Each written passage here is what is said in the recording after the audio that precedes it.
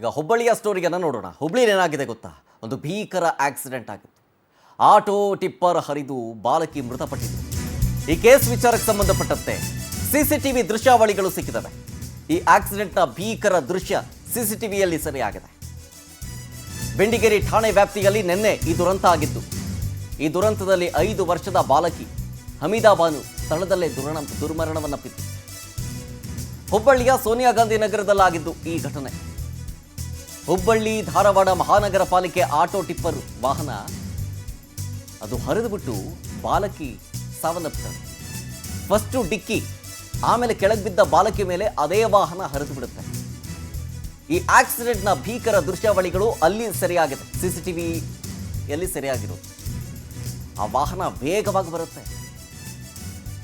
Over ಸ್ಪೀಡೇ ಈ ದುರಂತಕ್ಕೆ ಕಾರಣ ಅಂತೇಳಿ ಗೊತ್ತಾಗ್ತಾ ಇದೆ ಈ ಸಿಸಿಟಿವಿ ವಿಜುವಲ್ಸ್ ನೋಡಿದ್ರೆ.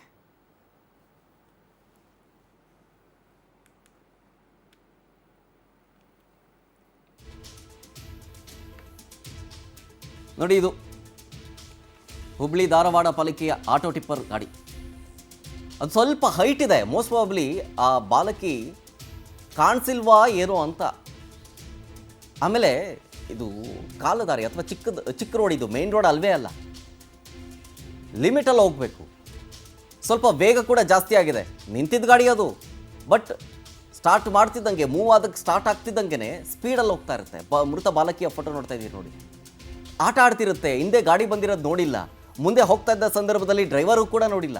ಮೊದಲು ಆ ಆಟೋ ಡಿಕ್ಕಿ ಹೊಡೆಯುತ್ತೆ. ಟಿಪ್ಪರ್ ಆಟೋ ಗುದ್ದಿದ ರಭಸಕ್ಕೆ ಕೆಳಗೆ ಬೀಳುತ್ತೆ ಆ ಬಾಲಕಿ.